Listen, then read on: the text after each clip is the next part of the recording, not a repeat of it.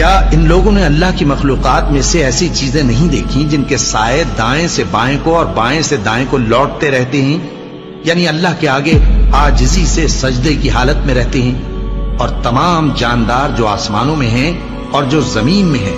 سب اللہ کے آگے سجدہ کرتے ہیں، اور فرشتے بھی، اور وہ ذرا غرور نہیں کرتے،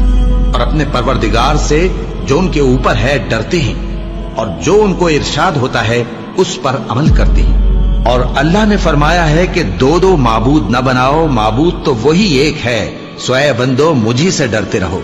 اور جو کچھ آسمانوں میں اور جو کچھ زمین میں ہے سب اسی کا ہے، اور اسی کی عبادت لازم ہے، تو تم اللہ کے سوا اوروں سے کیوں ڈرتے ہو؟ اور جو نعمتیں تم کو میسر ہیں سب اللہ کی طرف سے ہیں، پھر جب تم کو کوئی تکلیف پہنچتی ہے تو اسی کے آگے فریاد کرتے ہو، پھر جب وہ تم سے تکلیف کو دور کر دیتا ہے تو کچھ لوگ تم میں سے اللہ کے ساتھ شریک کرنے لگتے ہیں تاکہ جو نعمتیں ہم نے ان کو عطا فرمائی ہیں ان کی ناشکری کریں۔ تو مشرکو دنیا میں فائدے اٹھا لو،